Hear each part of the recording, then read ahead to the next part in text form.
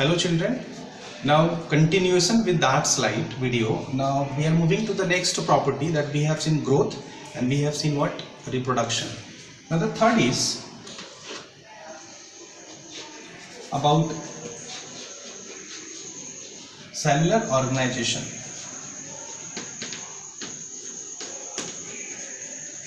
Next characteristics of living organism is cellular organization. See children, a cell is the smallest unit of life. It is a structural and functional unit of life. Entire body of any kind of living organisms is made up of cell. If you try to see if it is plant cell or animal cell, so what this is, if in case of plant cell, the outer is called cell wall and inner membrane is called cell membrane, and inside nucleus and what? Cytoplasm. If we try to remove this cell wall and cell membrane and all, so what we find? Cytoplasm plus nucleus. Cytoplasm and nucleus. So see, this cytoplasm and nucleus is called protoplasm. What is called? Protoplasm. This is called protoplasm, and this is actually the basis of life. Protoplasm is the actually basis of life, and inside this protoplasm there's so many chemical reactions are taking place that we say what? Metabolic processes. The metabolic process means in which we find catabolism and anabolism. So especially I'm just trying to show you the cellular organization, how the single cell that contains the protoplasm, and protoplasm is actually the physical basis of life. Clear? Now see, if so many cells are combined, so they form what? Tissue. If so many tissues are grouped, organized, they form tissue system. Tissue system. And so many tissue system forms organ, and then organ system, and finally there is a formation of a body. So this is the characteristic feature. If the living organism is always made up of cell, cell can form tissue, tissue can form organ, organ can form organ system, and finally there is a formation of body. But if we talk about this protoplasm, so inside the protoplasm metabolic processes are taking places. So if I'm talking about the metabolic processes, if I'm talking about metabolic processes that are taking place inside, what that is taking place inside the protoplasm, it may be anabolic and it may be catabolic. It may be anabolic. This anabolic is called constructive phase, this is called destructive phase. Means in metabolic processes there is a destruction of glucose and there is a formation of glucose. If there is a destruction of glucose, that we say the catabolic process, and if it is the formation of construction of glucose, it is called anabolic. So either in case of anabolic or in case of catabolic, means during the formation of glucose or during the destruction of glucose, in both the situation there is a formation of what? Energy.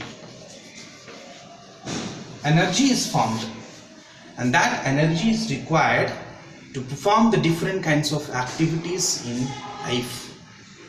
So this is about metabolic processes. Clear?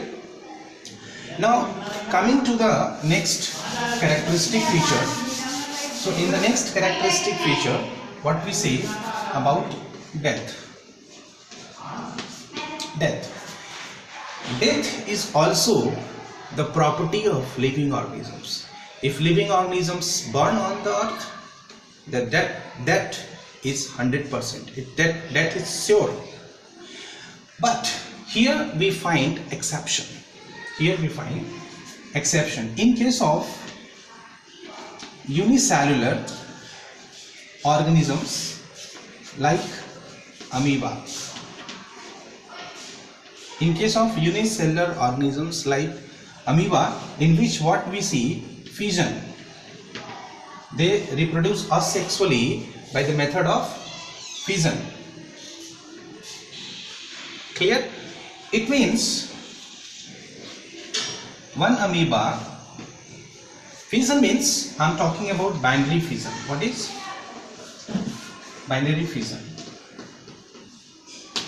So in binary fission, amoeba can breaks into two daughter nuclei.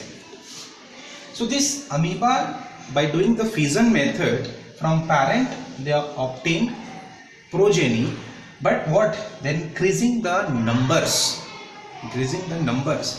and because of the fission process, amoeba is considered as immortal animal, the animal which never die, immortal animal. Here amoeba does not die.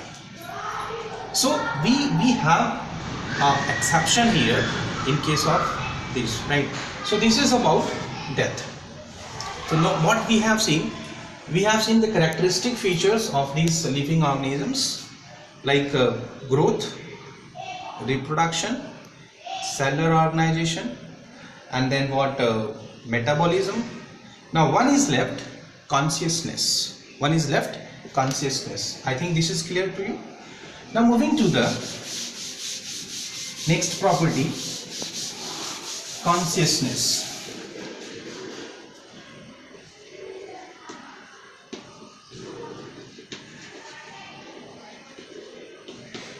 See children, consciousness means the living organisms are made up of different kinds of receptors, sensory organs they have. Means because of the sensory organ, they try to respond.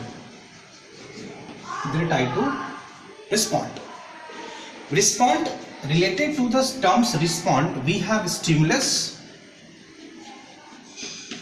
and receptors. There is a concept of stimulus and receptors. So what happens if we try to touch? Then we find sensation, we find information somebody is touched. So what? A stimulus may be living organisms or non-living organisms. It may be the living or non-living substances which make the body some kind of changes. Because of a stimulus, the body will react. If to see the snake we try to run away, the snake will act as what? Stimulus. Because to see the snake, the body just responded, right? If I say like tamarind, what? Tamarind, it's called imli. As you hear the word imli, there is a secretion of what? Saliva in your buccal cavity. So that tamarind acts like what? Stimulus, right? And response can be seen in entire body. Here the response can be seen in buccal cavity, like secretion of the saliva. Understood? Receptors means we are talking about different kinds of sense organs. So human body have 5 sense organs. The 5 receptors, one is eyes, it's called photoreceptor, ear, phonoreceptor, nose, olfactory receptor, tongue, gustatory receptor, and skin, it's called tangoreceptor. So these receptors are responsible to receive the different kinds of sensation from the different stimulus externally outside of the body from the environment, and according to that our body responded. It means this property of respond, this is one way we call consciousness. So the living organisms show consciousness, they respond towards stimulus, but in case of non-living organisms we don't find any kind of consciousness. So children, these are the different properties of living organisms that is given even in your NCERT. So you need to learn, you need to go through the NCERT, and if case any problem you may ask your subject teacher. So my next video will be based on that is taxonomy, how to classify the living organisms, right? So we'll see in the next video. Thank you.